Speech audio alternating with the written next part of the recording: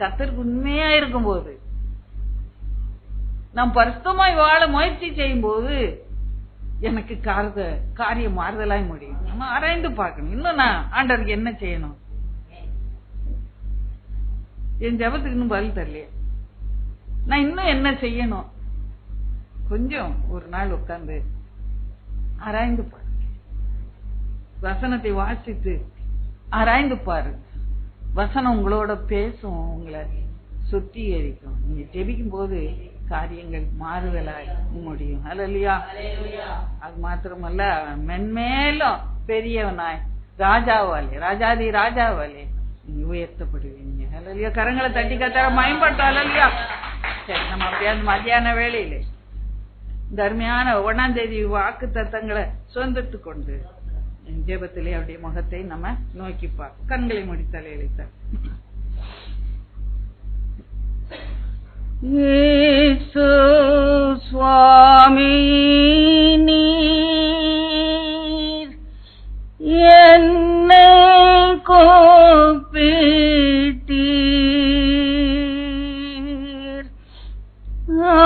ஆதலால் ஓமண்டை வந்து அன்புடன் உம்மை பணிந்து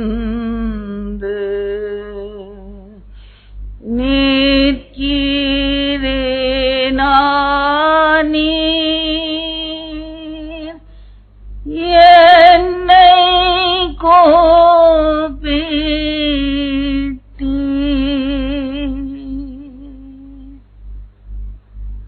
கர்த்தருடைய கரம் நம்மை அழைத்து கொண்டு வந்திருக்கிறது. இது ஒரு நோக்கத்தோடு நம்ம இன்றைக்கு அழைத்து இருக்கிறார். வசனத்தை கவனமாய் கேட்டு என்னோட கர்த்தர் என்ன பேசுகிறார் என்பதை கிரகித்துக் கொள்வோம். கர்த்தர் நிச்சயமாக உங்க காரியங்கள் எல்லாம் மாறுதலாய் முடியும்படியாய் செய்வார். மென்மேல் உங்களை உயர்த்துவார். ராஜாவுடைய கரம் உங்களை உயர்த்தும். பேசும்படியார் கேட்கிறோம். இயேசு கிறிஸ்துவின் பரிசுத்த நாமத்திலே பிதாவே, ஆமென். ஆமென். உச்சாம எல்லாரும் சேர்ந்து சொல்லுவோம். ஆமென்.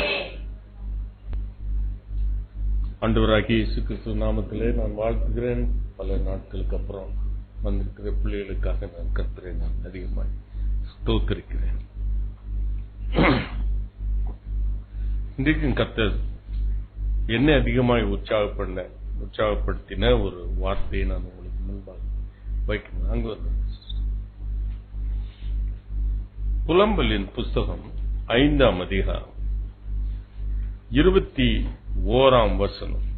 புலம்பல் வந்து எரேமியாவுக்கும் எசேக்கியலுக்கும் நடுவுல நின்று விழிச்சுக்கிட்டு இருக்கிற ஒரு புஸ்தகம். எசேக்கியலின் புஸ்தகம் 5ஆம் அதிகாரம் 21ஆம் வசனம். நான் வாசிக்கிறேன், கவனமாய் கேளுங்கள். எல்லாரும் அந்த வசனத்தை திருப்பி வைத்துக் கொள்ளுங்கள். I want you to carefully follow me.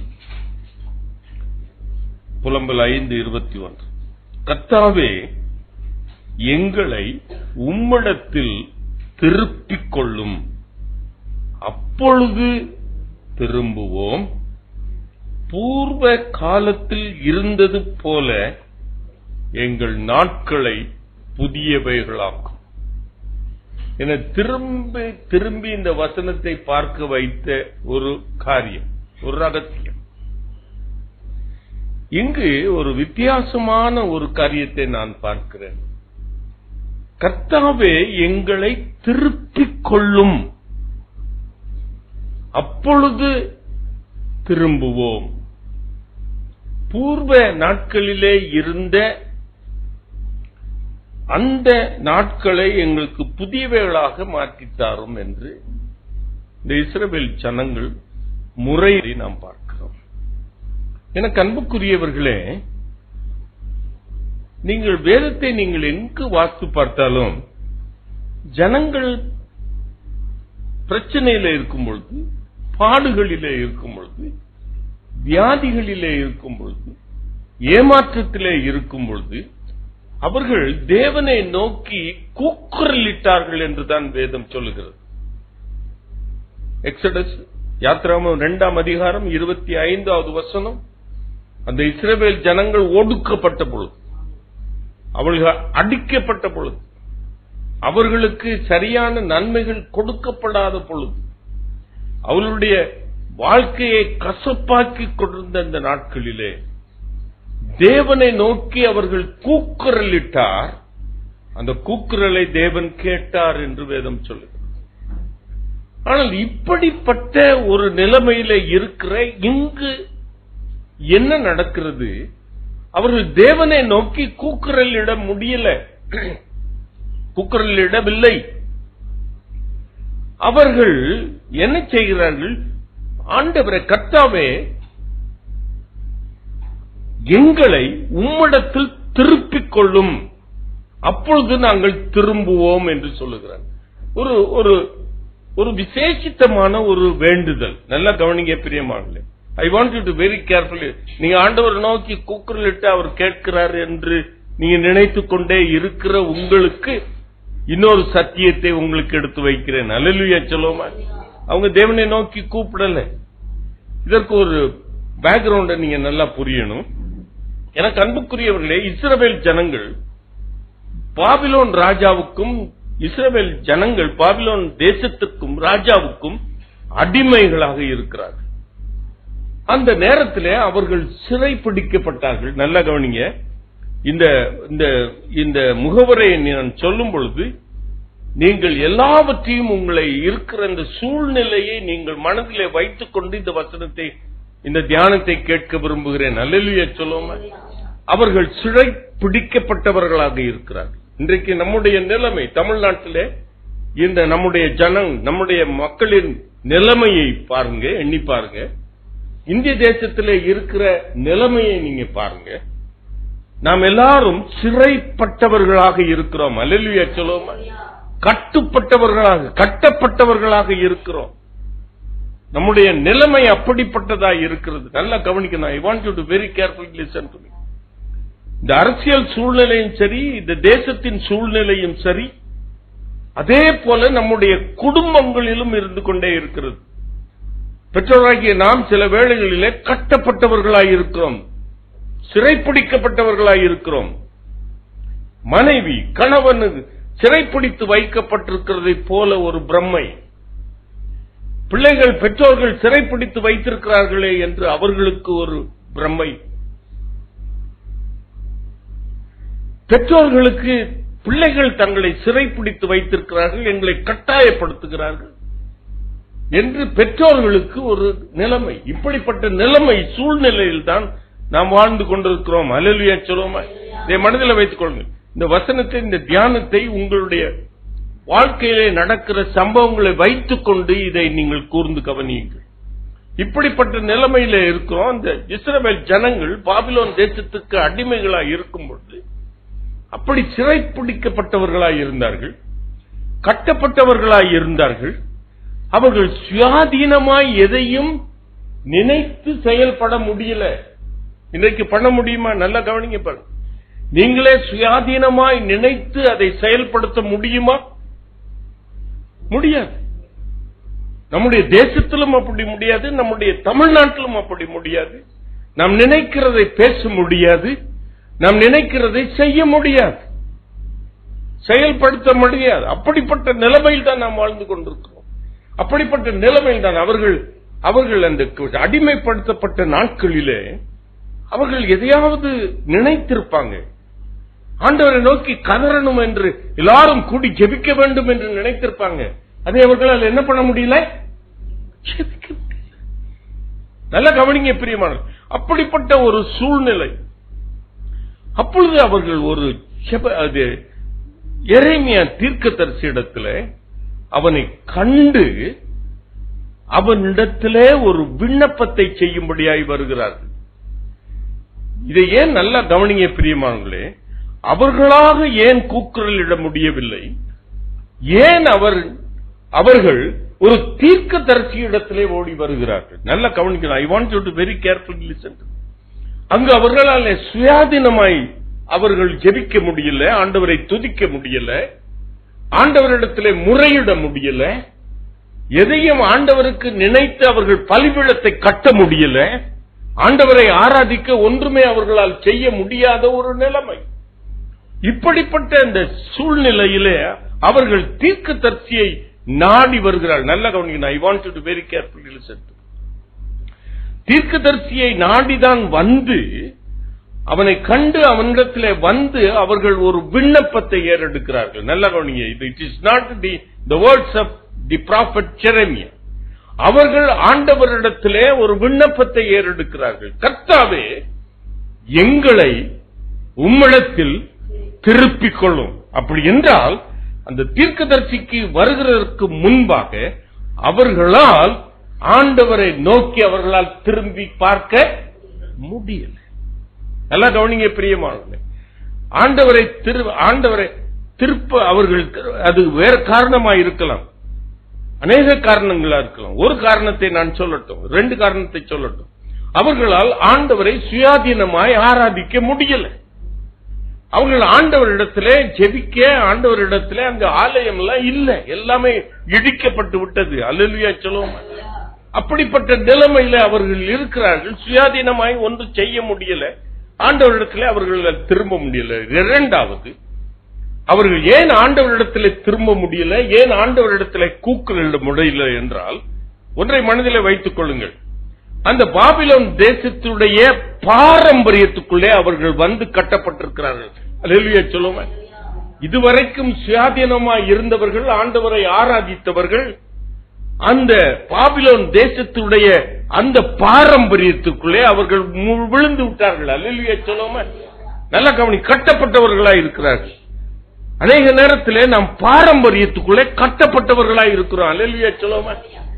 நம்மாலே குண்டாஞ்சட்டியில குதிரை ஓட்டிக்கிட்டு தான் இருக்கிறோம்.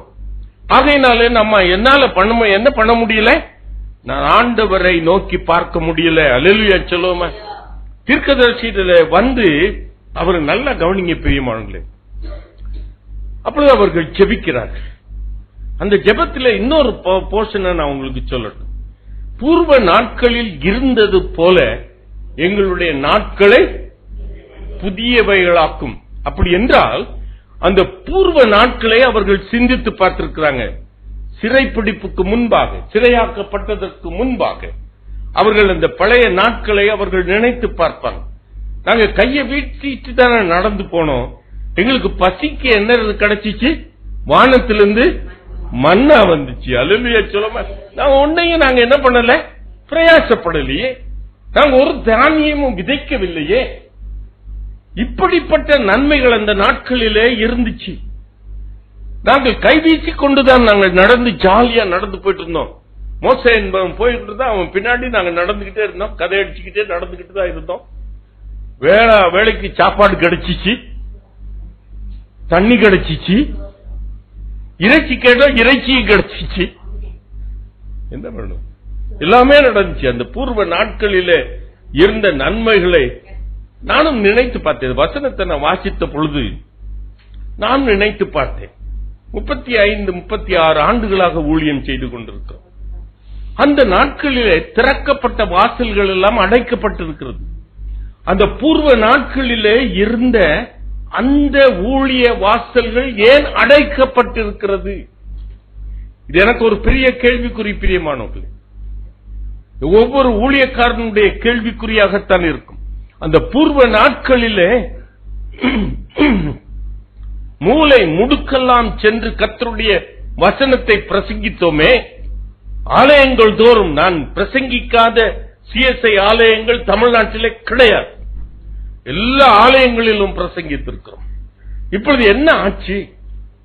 ஆண்டவரை எல்லா வாசல்களும் அடைக்கப்பட்டிருக்கிறது. இந்த பூர்வ நாட்களிலே இருந்த நாட்களைப் போல எங்களுக்கு புதியவைகள் ஆக்கும் என்று அவர்கள் விண்ணப்பிக்கிறார்கள்.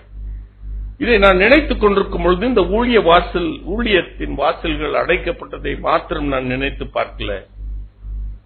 நான் 9 வயதா இருக்கும் பொழுது, 8 அல்லது 9 வயது, அப்பொழுது நான் மதுரையில, எங்க அப்பா டிஸ்ட்ரிக்ட் அக்ரிகல்ச்சர் ஆபீசரா இருந்தாங்க. அவர் மதுரையில வேலை பார்த்து கொண்டிருந்தார். அப்பொழுது நாங்கள் இருந்தோம். ஒரு வாரத்திற்கு ஒரு நாள் ஒரு வார சந்தை என்று ஒன்று இருக்கும். சனிக்கிழமை வாரம் தோறும் ஒரு சந்தை இருக்கும். சந்தைனா மார்க்கெட்.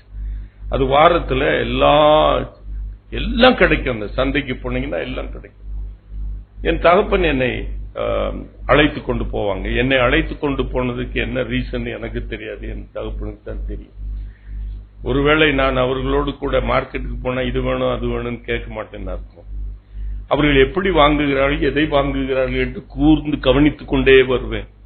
ஆகையினால் தான் ஒருவேளை என்னை அழைத்து கொண்டு போனார்களோ தெரியாது. எல்லாவற்றையும் வாங்கிட்டு வருவோம். அப்பொழுது ₹1 6 படி அரிசி கிடைக்கும். நான் 1950வது வருஷத்தை குறித்து நான் சொல்லுகிறேன். ₹1 எத்தனை படி அரிசி? படினா உனக்கு என்னன்னு தெரியாது. இப்படி இருக்குமா? உங்களுக்காக சொல்றேன். 6 படி அரிசி என்றால் கிட்டத்தட்ட 10 கிலோ அரிசி. ₹1 10 கிலோ அரிசி. நான் வேடிக்கையா ஆண்டவர்கிட்ட கேட்டேன், ஆண்டவரே இவர்கள் ஜெபிக்கிறாங்களே இந்த பூர்வ நாட்களிலே இருந்தது போல எங்கள் நாட்களை புதியவைகளாக்கும் என்று ஆண்டவரிடத்திலே விண்ணப்பிக்கிறாங்களே, எனக்கும் ₹1 6 படி அரிசி கொடுக்க போறீர் ஆண்டவர். ஆண்டவரோட நிறைய ஜோக் போடலாம், அவரும் நம்மகிட்ட ஜோக் பண்ணுவார். பூர்வ நாட்கள் அந்த காலங்கள். அப்போ ஆண்டவர் எனக்கு ஒரு விளக்கத்தை கொடுத்தார். காலங்களை என் கரத்திலே வைத்திருக்கிறேன். நல்ல கவனிங்க பிரியமா. ஒருவேளை நாம் பணத்தை செலவு செய்தால் அது திரும்ப சம்பாதித்துக் கொள்ளலாம். ஆனால் நாட்களை வீணடித்து விட்டோம் என்றால் அதை நாம் திரும்ப பெற்றுக்கொள்ள முடியாது. ஆனால் என்னால் எல்லாம் கூடும் என்று சொன்னார். அல்லேலூயா சொல்லுவோமா? எனக்கு காலத்தையும் நீட்டி கொடுக்கிறவர். அல்லேலூயா சொல்லுவோமா? அல்லேலூயா சொல்லுவோமா? இதை மனதில் வைத்துக் கொள்ளுங்கள் பிரியமா. பூர்வ நாட்களிலே இருந்த நல்ல கவனிங்க, யோபு என்கிற ஒரு பக்தனை குறித்து நீங்க இந்த முகவரை மிகவும் முக்கியமானது, நீங்கள் புரிந்து கொள்ளணும். அவன் சீமானாய் இருந்தான் என்று வேதம் சொல்லுகிறது. அவன் சீமானாய் இருந்த இந்த நாட்களிலே அவன் தெருவிலே நடந்து போகும் பொழுது எல்லாரும் அப்படியே அவர்கள் என்ன பண்ணுவாங்க, தள்ளி போயிடுவாங்க. சில வயோதிபர்கள் முதியவர்கள் என்ன பண்ணுவாங்களா, வாயை பொத்திக் கொள்வாங்களாம். வாலிபர்கள் முன்னாடியே வர முடியாதான். அப்படிப்பட்ட ஒரு வாழ்க்கை. மனைவி எல்லாவற்றிலும் அவனுக்கு உதவியாயிருந்தாள். அவனுக்கு தேவை எல்லாவற்றையும் சந்தித்துக் கொண்டிருந்தாள். அவன் கேட்கிறதெல்லாம் அவளுக்கு செய்து கொடுத்தாள். அப்படிப்பட்ட ஒரு மனைவி. நல்ல கவனிய. ஆனால் இப்பொழுது ஒரு நாட்கள் வந்துவிட்டது, எல்லாம் அவனிடத்திலிருந்து பறிக்கப்பட்டு விட்டது. நான் இதை அடுத்த பாயிண்ட்ல இன்னும் கொஞ்சம் விரிவாக சொல்கிறேன். எல்லாம் அவனிடத்திலிருந்து பறிக்கப்பட்டு விட்டது. எல்லாரும் அவனை விரோதித்தார்கள். முதியவர்களும் வாலிபர்களும்.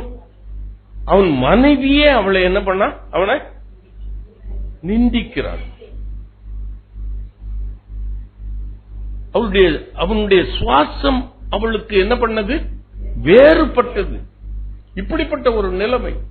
இதை காட்டிலும் இன்னொரு காரியத்தை அவன் சொல்லுகிறான், என் வேலைக்காரரிடத்திலே நான் கெஞ்ச வேண்டியதா இருக்கிறது. இப்படிப்பட்ட ஒரு நிலைமை. இப்படிப்பட்ட ஒரு நிலைமை. வேலைக்காரர், நீங்க ஆபிரகாம் எடுத்துக்கிட்டீங்கன்னா 350 வேலைக்காரர்களாம். அந்த number it does not matter me. ஆனால் அந்த 350 வேலைக்காரர்கள் அவனுடைய வீட்டிலே பிறந்து வளர்ந்தவர்கள். அல்லேலூயா சொல்லுவோமா?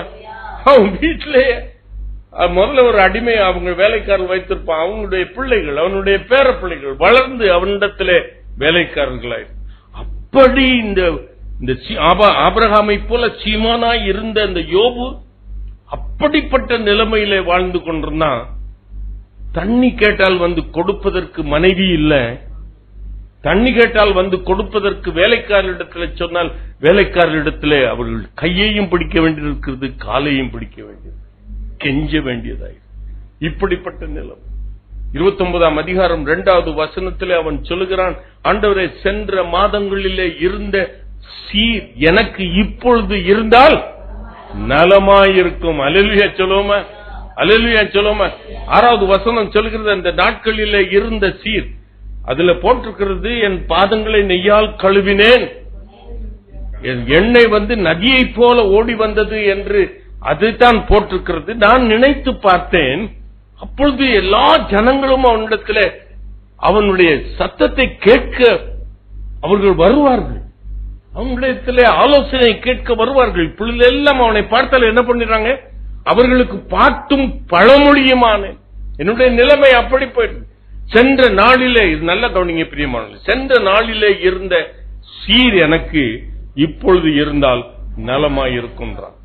ஒருவேளை நாம் பழைய நாட்களிலே இருந்த இந்த செல்வம் இப்பொழுது இல்லாமல் இருக்கலாம், அப்பொழுது இருந்த சுதந்திரம் இப்பொழுது நம்மிடத்திலே காணப்படாமல் இருக்கலாம், அப்பொழுது இந்த ஆரோக்கியம் இப்படத்திலே நம்மிடத்திலே குறைவுபட்டிருக்கலாம். நல்ல கவனிங்க.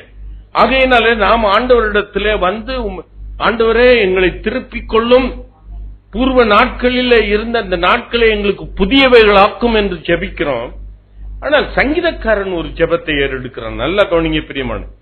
எரேமியாவுக்கும் மோசேக்கும் ஒரு வித்தியாசத்தை நான் காண்பிக்கிறேன். மோசே ஒரு பிரதானமான ஒரு தீர்க்கதரிசியாலே, எரேமியா ஒரு புலம்புகிற தீர்க்கதரிசி.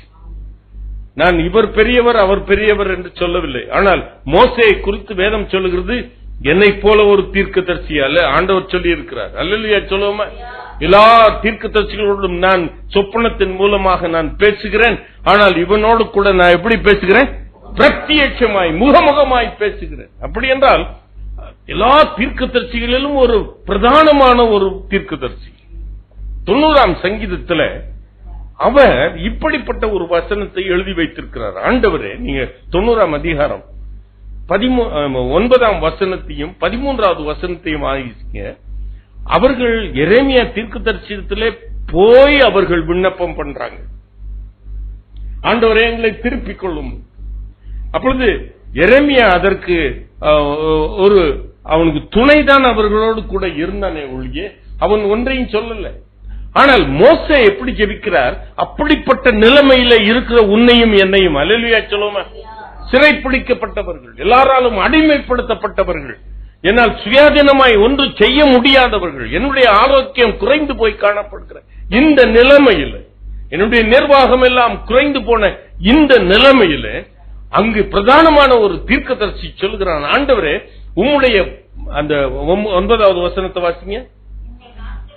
எங்கள் நாட்கள் எல்லாம் உம்முடைய கோபத்தால் போய்விட்டது,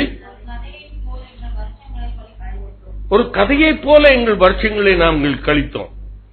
நல்லா கவனிங்க பிரியமா. இப்பொழுது கொஞ்ச நாட்களாக நாம் இப்படிதான் கழித்துக் கொண்டிருக்கிறோம். அல்லேலூயா சொல்லுவோமா.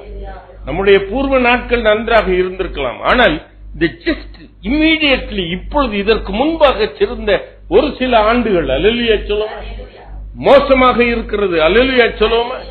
கண்ணீரும் கம்பலையுமாக இருக்கிறது. அல்லேலூயா சொல்லுவோமா. அப்பொழுது மோசே உனக்காகவும் எனக்காகவும் ஜெபிக்கிறார். 13வது வசனத்தில், ஆண்டவரே நீர் திரும்பி வா, எதுவரைக்கும் கோபமாய் இருப்பீர். அல்லேலூயா சொல்லுவோமா. எரேமியா அப்படி சொல்லலையே. எரேமியாவுக்கு முன்னாடி ஆண்டவரே நீர் என்னை திருப்பிக் கொள்ளும் தானே ஜனங்கள் கூக்குரலிட்டாங்க. ஆனால் இங்கு இன்றைக்கு ஆண்டவர் மோசேக்கு ஒப்பான நம்முடைய பரிசுத்த ஆவியானவர் இன்றைக்கு நம்மிடத்தில் திரும்பி வருவார். அல்லேலூயா சொல்லுவோமா. அல்லேலூயா சொல்லுவோமா. இந்த இம்மீடியட் பாஸ்ட், எனக்கு 2, 3, 4 வருடங்களுக்கு முன்பாக இருந்த அந்த நிலைமையிலிருந்து கர்த்தர் 15வது வசனத்தில் சொல்லுகிறார், ஆண்டவரே நீர் சிறுமைப்படுத்தின நாட்களுக்கும் நான் இந்த தேசத்திலே நான் சிறுமைப்படுத்தப்பட்டிருக்கிறேன். அல்லேலூயா சொல்லுவோமா. அல்லேலூயா சொல்லுவோமா. தமிழ்நாட்டில் நான் சிறுமைப்படுத்தப்பட்டிருக்கிறேன். கிறிஸ்தவர்களாகிய நான், ஊழியக்காரனாகிய நான், இந்த தேசத்தால் நான் சிறுமைப்படுத்தப்பட்டிருக்கிறேன். அல்லேலூயா சொல்லுவோமா. கர்த்தர் அதை அனுமதித்தபடினாலே நான் சிறுமைப்படுத்தப்பட்டிருக்கிறேன். அல்லேலூயா சொல்லுவோமா. அங்கு வேற சொல்ல, சிறுமைப்படுத்தின நாட்களுக்கும் கண்ணீரை துன்பத்தை கண்ட நாட்களுக்கும் கண்ணீரை கண்ட வருஷங்களுக்கும் இடாய் வரும் நாட்களை சரியாய் சந்தோஷப்படுத்துவேன். கருந்தட்டி ஆண்டு, இது உங்களுடைய விண்ணப்பமாய் இருக்கும் என்றால், உங்களுடைய வேண்டுதலாய் இருக்கும் என்றால், நல்ல கவனிய பிரியமானவர்களே, இது உங்களுடைய கண்ணீராய் இருக்கும் என்றால், ஆண்டவரே நாங்கள் சிறுமைப்படுத்தின நாட்களுக்கும், ஆண்டவரே நாங்கள் கண்ணீரை கண்ட வருஷங்களுக்கும் இடாய் நாங்கள் பிரச்சனைக்கு மேல் பிரச்சனை கண்ட நாட்கள், சிறைப்பிடிப்புக்கு மேல சிறைப்பிடிப்பு, நாங்கள் அடிமைப்படுத்தப்பட்ட நாட்கள். இந்த நாட்களுக்கு சரியாய் எங்களுடைய நாட்களை நாங்கள் மகிழ்ச்சியாக்கும் என்று நீங்கள் ஜெபிப்பீங்க. அந்த விண்ணப்பத்தோடு வந்திருப்பீங்கன்னா, அந்த கண்ணீரோடு கூட வந்திருப்பீங்கன்னா, அந்த வேண்டுதல் கூட வந்திருப்பீங்கன்னா, இன்றைக்கு நான் உங்களுக்கு ஒரு அருமையான வாக்குத்தத்தத்தை கொடுக்கட்டும். இந்த விண்ணப்பத்தை, இந்த வேண்டுதலை, இந்த கண்ணீரை சிங்காசனத்தில் வீற்றிருக்கிற நம்முடைய ராஜா இயேசு கிறிஸ்து, அல்லேலூயா சொல்லுமா, வெளிப்படுத்தல் 21 அதிகாரம் 5வது வசனத்தில் வேதம் சொல்லுகிறது. அவர் சிங்காசனத்தில் வீற்றிருக்கிற அந்த இயேசு ராஜா என்ன சொல்லுகிறார்? இதோ நான் சகலத்தையும் புதிதாக்குறேன். இது புது வருஷ செய்தி அல்ல, இது புது வருஷ செய்தி அல்ல.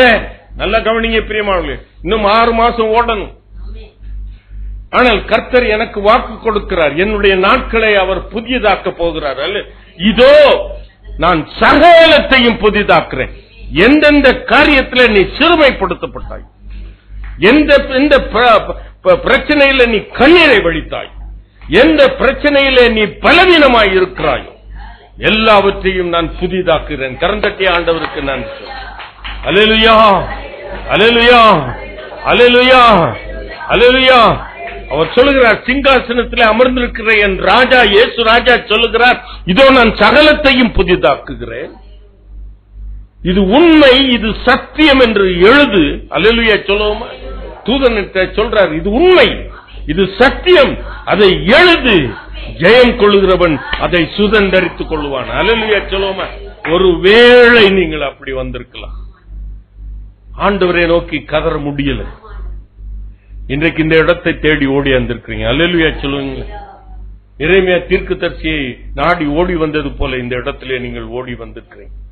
இன்றைக்கு ஆண்டவர் உங்கள் முகத்தை அவர் பக்கத்திலே திருப்பி அவர் உங்களுடைய நாட்களை புதியவைகளாக மாற்றுவார். கரந்தட்டி ஆண்டவருக்கு நான் 3 சின்ன காரியங்களை, நான் சம்பவத்தை உங்களுக்கு சொல்லட்டும்.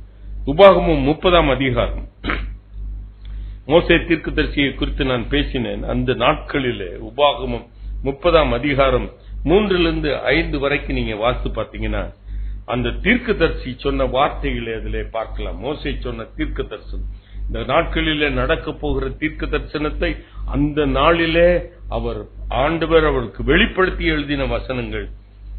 3வது வசனம், உன் தேவனாகிய கர்த்தர் உன் சிறையிருப்பை திருப்பி உனக்கு இறங்கி, உன் தேவனாகிய கர்த்தர் உன் சிதறடித்த எல்லா ஜனங்களிடத்திலிருந்து இருக்கிற உன்னை திரும்ப சேர்த்துக் கொள்வார். உன்னுடையவர்கள் வானத்தின் கடையான திசை மட்டும் துரத்திருந்தாலும் உன் தேவனாகிய கர்த்தர் அங்கே இருக்கிற உன்னை கூட்டி அங்கே இருந்து உன்னை கொண்டு வந்து உன் பிதாக்கள் சுதந்தரித்த இந்த தேசத்தை நீ சுதந்தரிக்கும்படி உன் தேவனாகிய கர்த்தர் அதில் உன்னை சேர்த்து உனக்கு நன்மை செய்து உன் பிதாக்களை பார்க்கிலும் உனக்கு பெருக பண்ணுவார். அல்லேலூயா சொல்லுவோமா? உன் பிதாக்களை காட்டிலும் உன்னை பெருக பண்ணுவார். என் மனைவி, நான் இதை பேசுகிறேன் என்று அவளுக்கு தெரியாது. ஆனால் அவள் சொன்னால், மொர்தெக்காய் எப்படி கர்த்தர் மேன்மை பெருக செய்தார், அவனுடைய மேன்மையையும் கனத்தையும் எப்படி கர்த்தர் பெருக பண்ணினார், எனக்கு பிதாக்களுக்கு கொடுத்த அல்லது நான் பூர்வ நாட்களிலே எனக்கு இருந்த அந்த மேன்மையை காட்டிலும் இன்னும் அதிகமாக என்னை மேன்மைப்படுத்துவார். இது இஸ்ரவேல் ஜனங்களுக்கு ஆதி நாட்களிலே கானான் தேசத்துக்கு அழைத்து கொண்டு வந்த நாட்களிலே ஆண்டவர் சொன்ன ஒரு தீர்க்க தரிசனம். நல்லா கவனிங்க பிரியமான. திருப்பி கிபின்னு ஆரம்பிச்சிச்சுன்னு நினைக்கிறேன். மந்திரி சொல்லிட்டாரு, இனிமேல் கிமுன்னு தான் இருக்கும் அப்படின்ட்டு. அதனால தைரியமா நான் சொல்றேன். கிபி 70வது ஆண்டிலே ரோமாபுரியிலிருந்து அவர்கள் எருசலேமுக்கு வந்து அந்த எருசலேம் ஆலயத்தை தீக்கிரையாக்கினார்கள். எல்லாவற்றையும் அவர்கள் சிறைப்பிடித்தார்கள். நல்ல கவனிங்க, அங்க இருக்கிற யூதர்கள் எல்லாரையும் என்ன படுத்தினாங்க? சிறைப்பிடித்தார்கள். அங்கு யூதர்கள் எல்லாம் எங்கேயும் அவர்கள் சிதறடிக்கப்பட்டார்கள். பல தேசத்துக்கு அகதிகளாய் போனார்கள். நல்ல கவனிங்க பிரியமான். கிபி 70வது நூற்றாண்டில் நடந்த ஒரு சம்பவம். இத மோசே தீர்க்க தரிசனமாய் அதை ஆதி நாட்களிலே சொல்லி வைத்திருக்கிறார். நீங்கள் சிதறடிக்கப்படுவீங்க, நீங்க சிதறி போய்விடுவீங்க. ஆனால் நான் என்ன பண்ணுவேன்? நான் உங்களை கூட்டி சேர்ப்பேன். அல்லேலூயா சொல்லுமா. 1948 ஆண்டு அந்த இஸ்ரேல் தேசத்துக்கு ஒரு சுதந்திரம் கிடைத்தது. அல்லேலூயா சொல்லுமா. பல தேசத்துல இருந்தவர்கள் அதை தேடி ஓடி வருகிறார்கள். அல்லேலூயா சொல்லுமா. அந்த இஸ்ரவேல் தேசத்துல இருந்த அந்த அடிமைத்தனத்தை கர்த்தர் நீக்கி போட்டார். கரந்தட்டி ஆண்டவருக்கு நன்றி. அந்த மோசே இன்றைக்கு உங்களுக்கும் சொல்றார், உங்களுடைய வீட்டில உன்னுடைய பிள்ளைகள் சிதறடிக்கப்பட்டவர்களாய் இருப்பார்கள் என்றால், ஒருவேளை அவர்கள் துரத்தி விடப்பட்டவர்களாய் இருந்தால், நல்ல கவனிங்க பிரியமானவர்களே, ஒருவேளை எல்லாரும் ஒன்னாய்த்தான் இருக்கணும். கணவன் மனைவி, நல்ல கவனிங்க, கணவன் மனைவி பிள்ளைகள் 4 பேராய் 5 பேராய் உங்கள் வீடிய குடும்பத்தில் இருந்து கொண்டிருப்பீங்க. ஆனாலும் அவர்கள் 5 பேர் கூட சிதறடிக்கப்பட்டதை போல இருக்கிறாங்க. 5 கண்டத்திலே வாழ்கிற ஜனங்களைப் போல இருக்கிறாங்க. தகப்பனுக்கு ஒன்று பிடித்தால் மனைவிக்கு அது பிடிக்காது. தகப்பனுக்கு தாயும் ரொம்ப கஷ்டப்பட்டு செபித்து ஒரு மகனுக்கு ஒரு பெண்ணை, மகளுக்கு ஒரு ஆண் பிள்ளையை பார்த்து கொண்டு வந்து அவளிடத்துல கேட்டா என்ன பண்ணிரும்? ஒரு நிமிஷத்துல அது வீட்டோ பண்ணிடும். எனக்கு இந்த ஆளு வேண்டாம். எனக்கு 5 பிள்ளைகளும் 5 குடும்பத்தில் இருக்கிற 5 பேரும் 5 கண்டமா இருக்கிறீங்க. ஆனால் கர்த்தர் சொல்லுகிறார், சிதறடிக்கப்பட்ட நீங்க உங்களை கர்த்தர் ஒருமனப்படுத்த போகிறார். கரந்தட்டி ஆண்டவருக்கு நன்றி. அல்லேலூயா சொல்லுமா. அல்லேலூயா சொல்லுமா. இது சத்தியம். ஆதி நாட்களிலே மோசே கொடுத்த அந்த தீர்க்க தரிசனம் 1948 ஆண்டு எப்படி அது நிறைவேற்றப்பட்டதோ, அதே போல கர்த்தர் இந்த நாட்களிலே துரிதமாய் அதை நிறைவேற்ற போகிறார். கரந்தட்டி ஆண்டவருக்கு நான் சொல்ல. எனக்கு அன்புக்குரியவர்களே, இதுல ஒரு குடும்பத்துக்காக இந்த செய்தியை நான் சொல்லிக் கொண்டிருக்கிறேன். நான் வேறொரு இதே சம்பவங்களை வேறொரு ஞாயிற்றுக்கிழமை இன்னொரு காரியத்தை உங்களுக்கு விளக்கி சொல்வேன். லூக்கா 15ஆம் அதிகாரத்திலே ஒரு தகப்பனுக்கு 2 குமாரர்கள் இருக்கிறார். அதுல இளைய குமார், நல்ல கவனிங்க பிரியமானவர்களே, அங்க என்ன இருக்கிறாங்க? தகப்பன் இருக்கிறான். தாயை பற்றி அந்த இடத்துல சொல்லப்படல. தாயும் இருந்திருப்பாள். நல்ல கவனிங்க பிரியமானவர்களே. 2 குமாரர்கள் இருக்கிறார்கள். ஆனால் வேலைக்காரர்கள் இருக்கிறாங்க. அந்த குடும்பத்தை குறித்து அந்த வேதத்தில் எழுதப்பட்டது. தாயை பற்றி எழுதப்படல. இதை மனதிலே கவனமாய் வைத்துக் கொள்ளுங்க. தாயை குறித்து அங்கு எழுதப்படல. தகப்பன், 2 பிள்ளைகள், வேலைக்காரர்கள், அதை குறித்து தான் அந்த சம்பவம் எழுதப்பட்டது. இளைய குமாரன் என்ன பண்ணுகிறான்? சொத்தை பிரித்து கொடுங்கள் என்று சொல்லி அவன் சொத்தை பிரித்து, அது எத்தனை நாளா அவங்க அப்பா அம்மாட்ட அவன் கதறி அழுதான தெரியாது, எனக்கு பிரிச்சு கொடுங்கன்ட்டு அவன் நச்சரிப்பு தாங்காம என்ன பண்ணிட்டாரு? பிரிச்சு கொடுத்தார். அவன் எவ்வளத்தையும் எடுத்துட்டு போய் தூர தேசத்துல போய் அதை செலவழித்து விட்டான். அது வரைக்கும் அவன் அனுப்பின நாள்ல இருந்து தகப்பனுடைய அன்பு, வெளிப்படுத்தப்பட்ட அன்பு, அவன் வெளியே வந்து அவன் மகன் வருவானோ வருவானோ வருவானோ என்று பார்த்து தகப்பன் அன்பை வெளிப்படையாய் காண்பிக்கிறான். அல்லேலூயா சொல்லுமா. நான் இங்கு மறைக்கப்பட்ட ஒருவளை குறித்து நான் பேசுகிறேன். அந்த தாய் வீட்டுக்குள்ளே இருந்து கொண்டு, அல்லேலூயா சொல்லுமா, நல்ல கவனிங்க பிரியமானவர்களே, அந்த தாயை குறித்து சொல்லப்படல. ஆனால் அந்த தாய் வீட்டுக்குள்ளே இருந்து அவள் அழுது கொண்டே இருந்திருக்க கூடும். அல்லேலூயா சொல்லுமா. கண்ணீரோடு கூட, கூக்குரலோடு கூட அவள் தனியாய் அமர்ந்து கொண்டு அந்த மகனுக்காக 10 மாதங்கள் சுமந்து பெற்றெடுத்த அந்த மகனுக்காக அவள் கதறி கதறி கதறி. ஆனால் அவளுடைய அன்பு வெளிப்படல, எழுதப்படல. நல்ல கவனிய பிரியமான அவள் காண்பித்த அன்பு, அவள் செய்த ஜெபங்கள், அவள் சொட்டின கண்ணீர் இதில் எழுதப்படல. இப்படிதான் இன்னொரு சம்பவத்தை நாம் வாசிக்கிறோம். லூக்கா 2ஆம் அதிகாரத்தில் 36, 38 வாசித்து பார்த்தீங்கன்னா, அன்னாள் என்கிற ஒரு விதவையை குறித்து வேதம் சொல்லுகிறது. அவளை குறித்து வேதம் சொல்லுகிறது, அவள் திருமணமாகி 7 வருஷம் மாத்திரம்தான் கணவனோடு கூட வாழ்ந்து கொண்டிருந்தாள். அப்புறம் கணவன் மரித்து போய்விட்டான். எத்தனை வயதிலே அவள் திருமணம் ஆனாலோ தெரியாது. அதற்கப்புறம் 7 வருஷம் அவனோடு கூட வாழ்ந்திருந்தா. அதுக்கப்புறம் அப்பொழுது எத்தனை வயசுன்னு தெரியாது. ஆனால் 84 வயதாய் இருக்கிற வரைக்கும் அவள் ஆலயத்திலே தங்கி இருக்கிறாள். அல்லேலூயா சொல்லுவோமா. உபவாசித்து ஜெபம் பண்ணி தேவனை துதித்து ஆராதித்துக் கொண்டே இருக்கிறாள். அவளை குறித்து வெளியே யாருக்கும் தெரியாது. அன்னாள் என்றால் யாருக்கும் தெரியாது அந்த நாட்களிலே. ஆனால் இயேசு ராஜா பிறந்த பொழுது அந்த குழந்தையை எடுத்துக்கொண்டு அந்த தாயாய் வந்திருக்கும் பொழுது அந்த அழுது கொண்டிருந்த, அந்த துதித்துக் கொண்டிருந்த, கண்ணீர் வடித்துக் கொண்டிருந்த அந்த தாய் அன்றைக்கு வெளிப்படுகிறாள். கரந்தட்டி ஆண்டவருக்கு நன்றி. இன்றைக்கு உங்களுடைய அழுகையும் கண்ணீரும் வெளிப்படுகிற நாள். கரந்தட்டி ஆண்டவருக்கு நன்றி. இதுவரைக்கும் nobody would have recognized your cry. Nobody would have said that you have been praying, you had lot of love for your children. இதை வெளியே நம்ம காண்பிக்காதபடிக்கு நாம் ஆண்டவரிடத்திலே முறையிட்டுக் கொண்டே இருந்தோம்.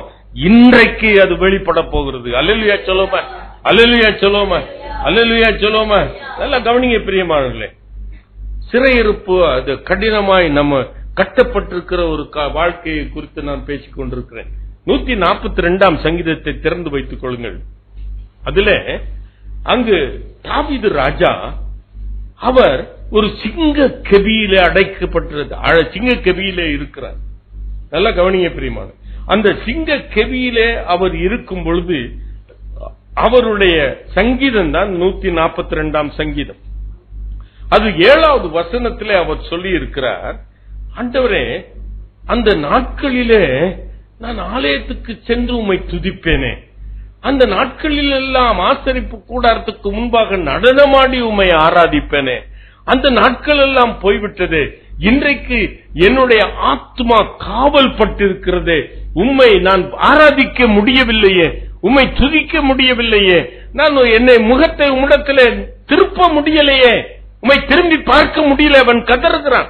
என் ஆத்மா என்ன பண்ணிருக்கிறது? காவல் பட்டிருக்கிறது. நல்லா கவனிங்க பிரியமான. ஒருவேளை நம்முடைய வாழ்க்கையிலே இந்த உலக துக்கங்களினாலே நம்முடைய ஆத்மா காவல் பட்டிருக்க கூடும். அல்லேலூயா சொல்லுவோம்.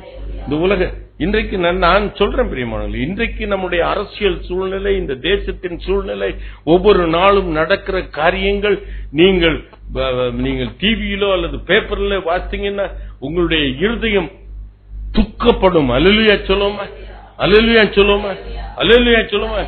இப்படிப்பட்ட துக்கம் இப்பொழுது ஆண்டவரிடத்திலே நாம் திரும்பி பார்க்க முடியாத ஒரு சூழ்நிலையில வாழ்ந்து கொண்டிருக்கிறோம். அல்லேலூயா சொல்லுவோமா. நம்முடைய எண்ணம் எல்லாம் அந்த ஆளுகை செய்கிறவர் மீதுதான் கோபப்படுகிறது, ஜனங்கள் மீதுதான் கோபப்படுகிறது. நம்முடைய ஆலயங்களிலே, நம்முடைய வீடுகளிலே நடக்கிற அந்த காரியத்தை நாம் பார்க்கும் பொழுது, அதுக்குள்ளாய் உழந்து கொண்டு இருக்கும் பொழுது, அந்த குடும்பத்திலே இருக்கிற அந்த பிரச்சனையிலே தான் உழந்து கொண்டு இருக்கிறோம். அல்லேலூயா சொல்லுவோமா. ஆண்டவரிடத்திலே திரும்ப முடியல. அல்லேலூயா சொல்லுவோமா, அல்லேலூயா. இன்றைக்கு ஆண்டவர் தம்மிடத்திலே திருப்ப போகிறார். கரந்தட்டி ஆண்டவருக்கு நன்றி. நல்ல கவனிங்க பிரியமானவர்களே. அது சிங்க கெபியிலிருந்து அவன் எழுதின சங்கீதம் என்று சொல்லப்பட்டிருக்கிறது. இப்படி என்றால் அவனுடைய ஆத்மா எப்படி துக்கப்பட்டிருக்கும். சரி, அவனுடைய வாழ்க்கையை பார்த்திருக்கிறான். சவுல் என்னை தேடிக்கொண்டே இருக்கிறான். இந்த சிங்க கெபியிலே நான் ஒளிந்திருக்கிறேன், எப்பொழுது என்னை வந்து கண்டுபிடிப்பானோ.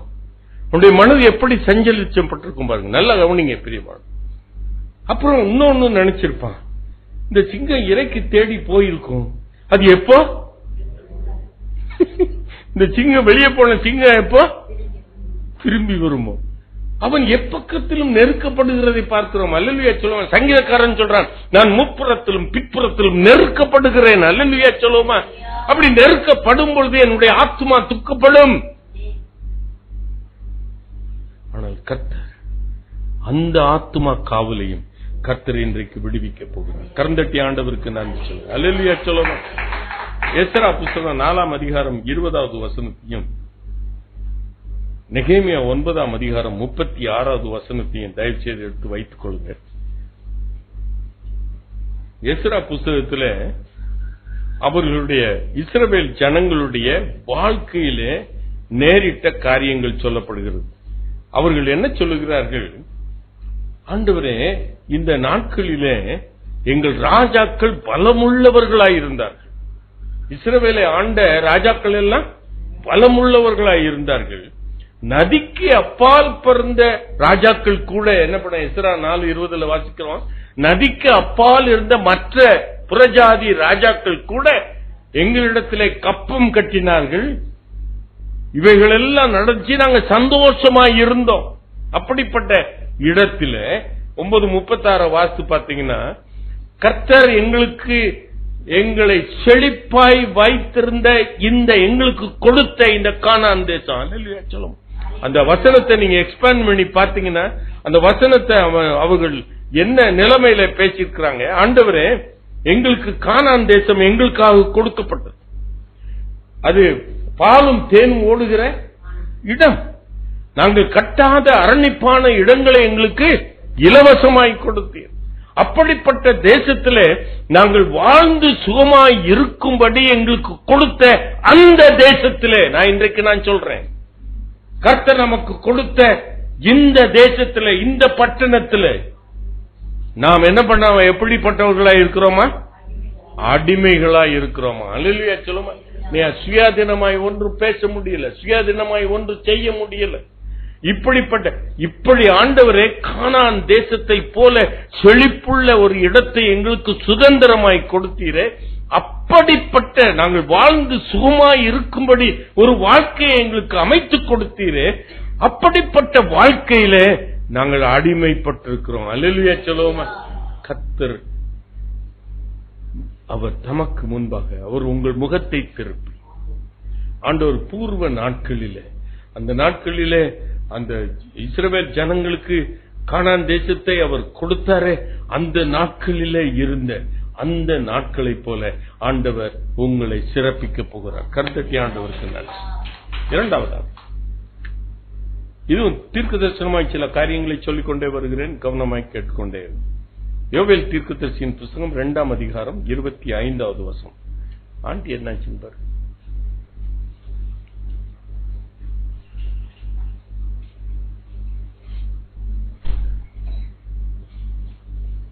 யோவேல் 2:25 வாசிங்க.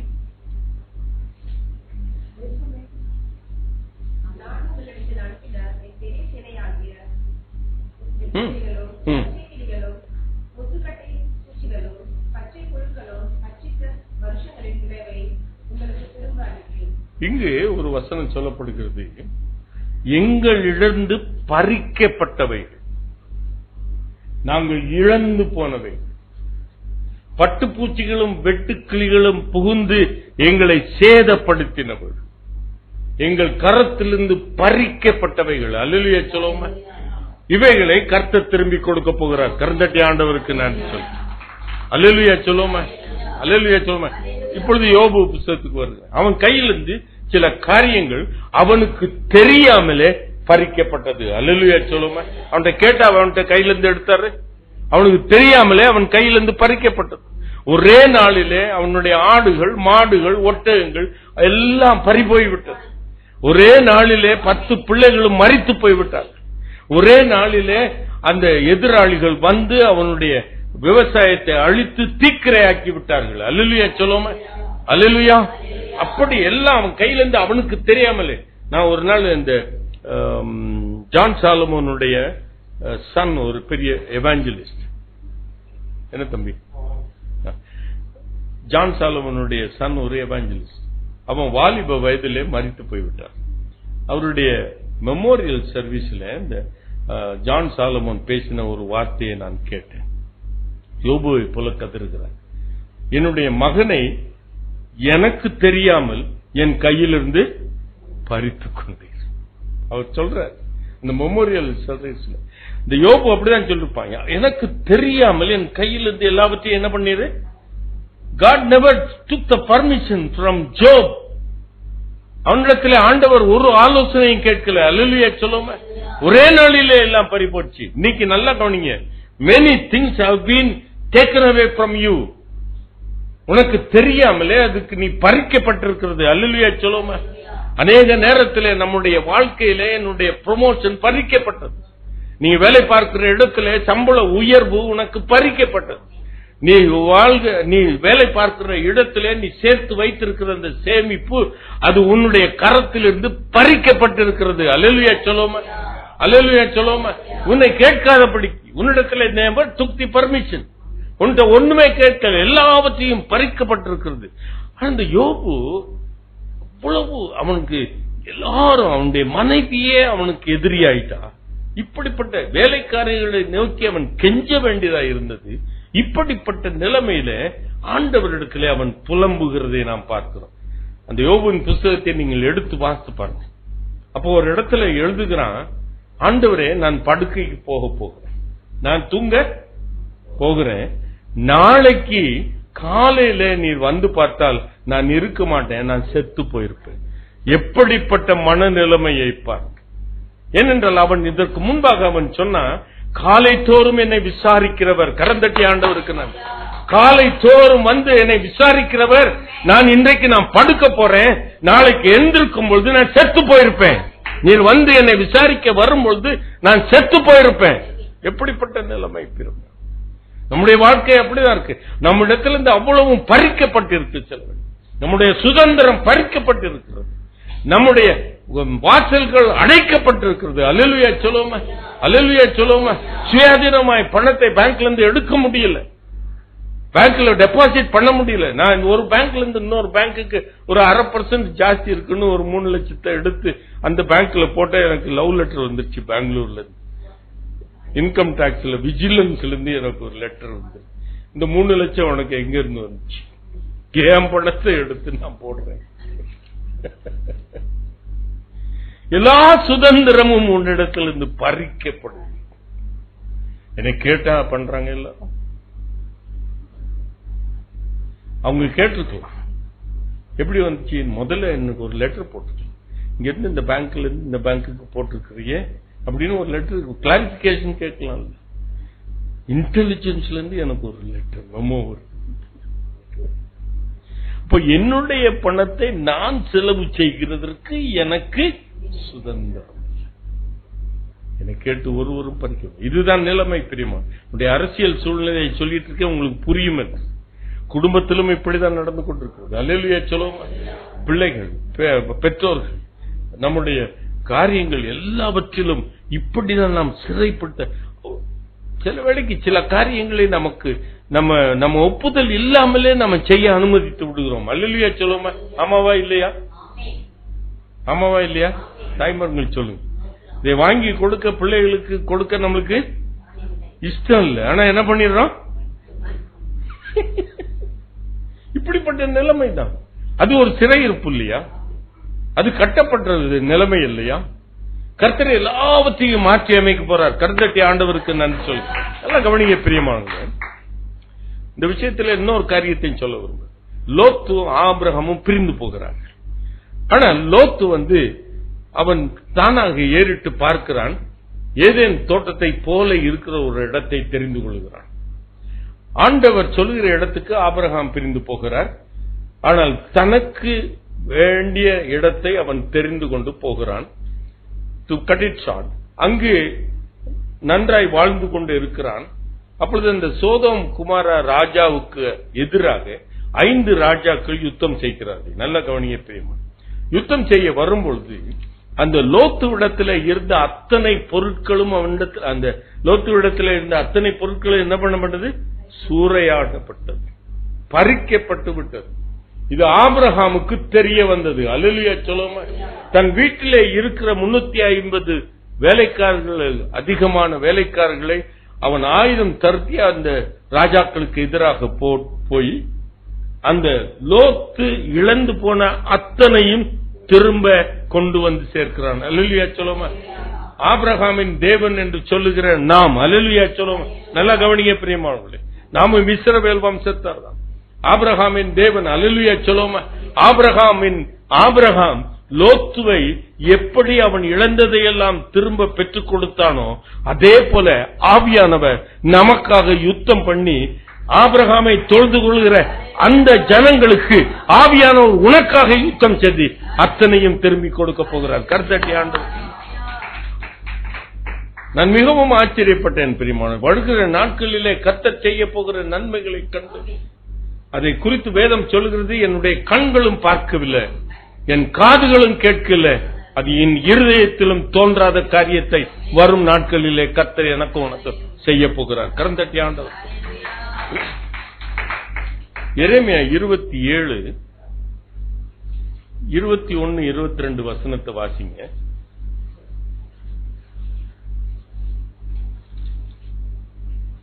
யாராவது வாசிங்க, வேகமா வாசிங்க.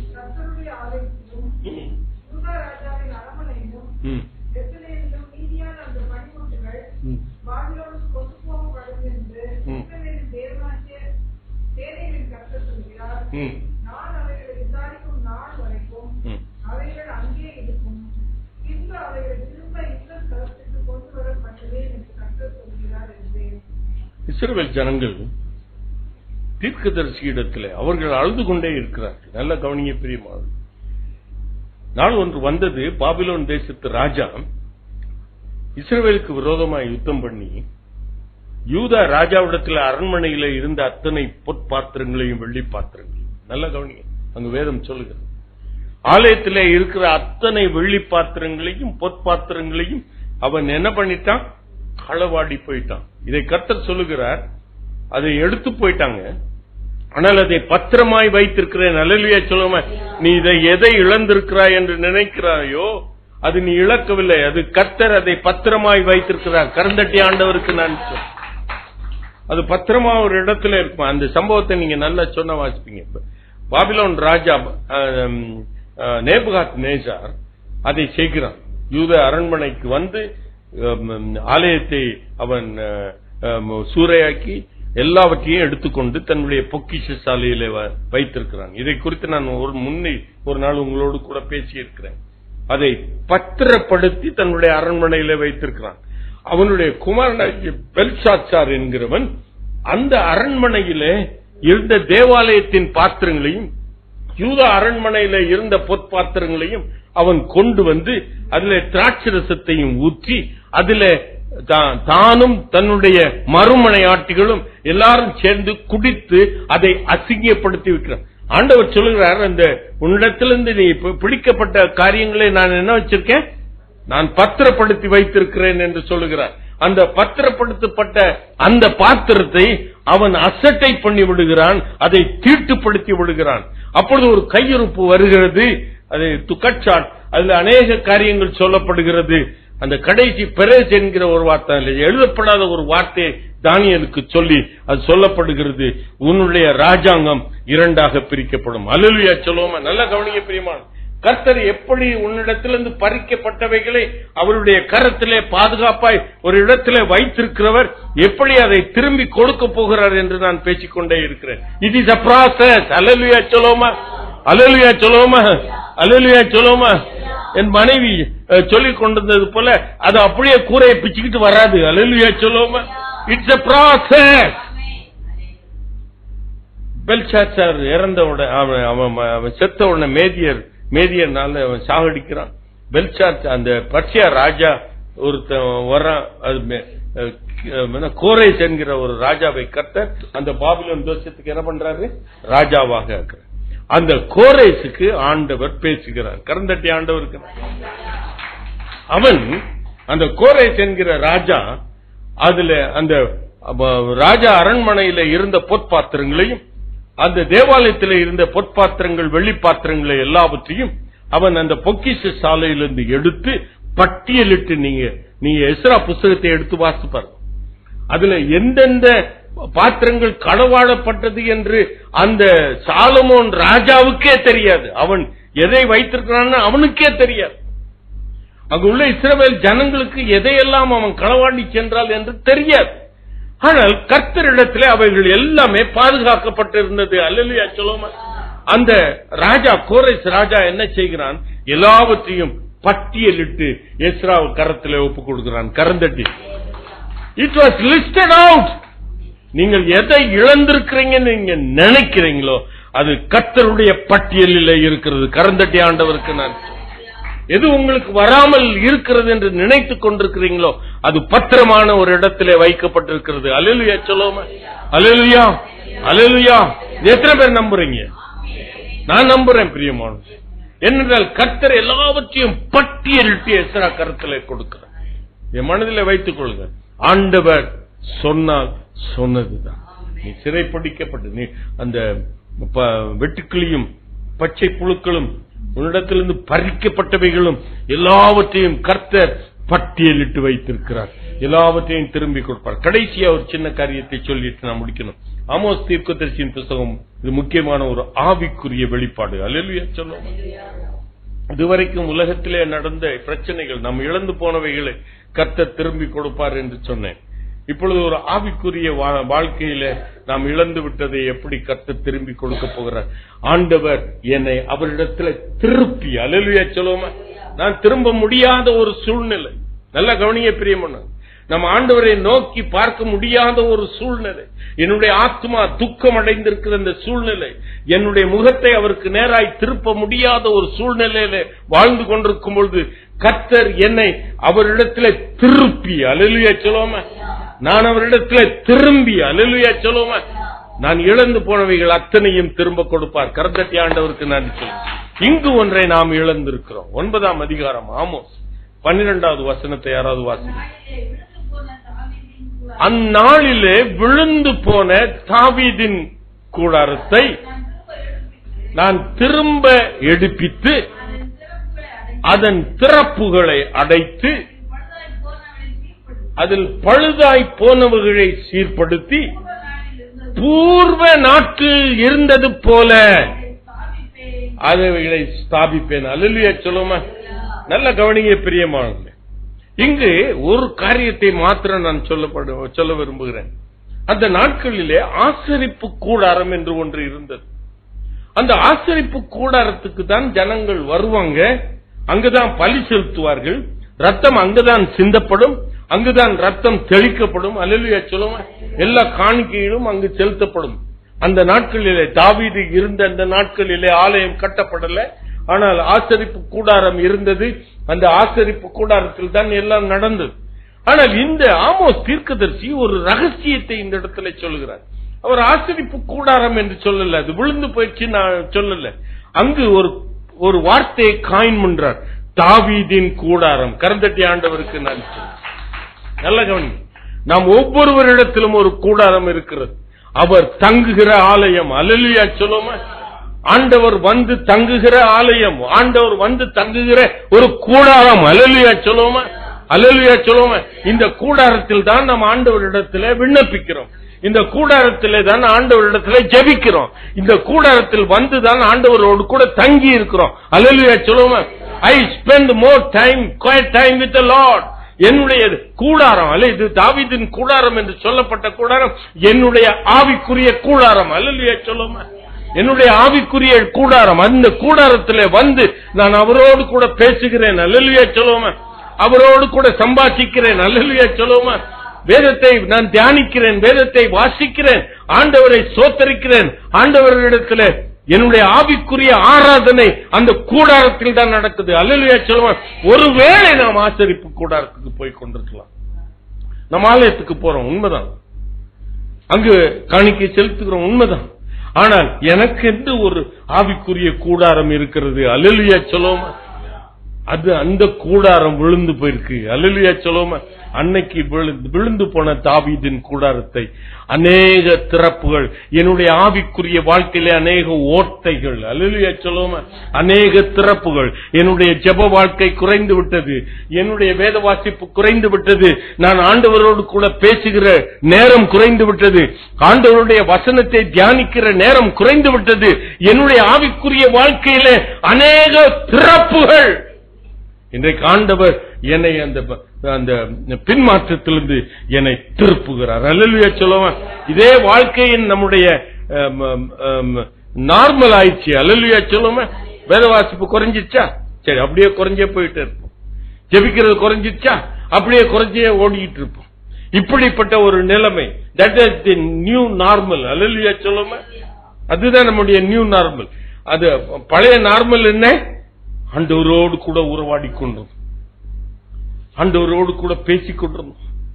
What happen to your quiet time with the Lord? இன்றைக்கு நான் கடைசியா உங்களோடு கூட ஒரு கேள்வி கேட்கிறேன். What happen to your quiet time with the Lord? ஆண்டவரோடு கூட உறவாடுகிற நேரம் என்னாச்சு? உன்னுடைய தாவீதின் கூடாரம் விழுந்து போயிருச்சு. அதுல திறப்புகள் அநேகமாய் இருக்கிறது, அதுல ஓட்டைகள் அதிகமாய் இருக்கிறது. என் ஆண்டவர், thank God we have a God who will make you stand. அல்லேலூயா சொல்லுவார். அந்த தாவீதின் கூடாரத்தை அவர் திரும்ப எடுத்து கட்டுவாராம். அல்லேலூயா சொல்லுவார். திறப்புகளை திரும்ப எடுத்து கட்டுவார் என்று போடல, அதை திறப்புகளை எல்லாம் அடைத்து விட்டு, என்னுடைய ஜெப குறைவெல்லாம் எடுத்து விட்டு, நான் ஜெபிக்க செய்து, என்னை இப்போ வேதத்தை வாசிக்க செய்து, என் ஆண்டவரோடு கூட உறவாடுகிற நேரத்தை அவர் எனக்கு கூட்டி கொடுத்து என் கூடாரத்தை ஸ்தாபித்து வைப்பார். கரந்தட்டி ஆண்டவருக்கு. ரோமர் 14:4 எடுத்து வாசித்து பாருங்க. Thank God we have a God who will make me stand. என்னை நிலைநிறுத்த வல்லவராய் இருக்கிறார். விழுந்து போன அந்த தாவீதின் கூடாரத்தை அவர் எடுத்து கட்ட ஸ்தாபிக்க அவர் வல்லவராய் இருக்கிறாரே. கரந்தட்டி ஆண்டவருக்கு நன்றி. முழங்கால்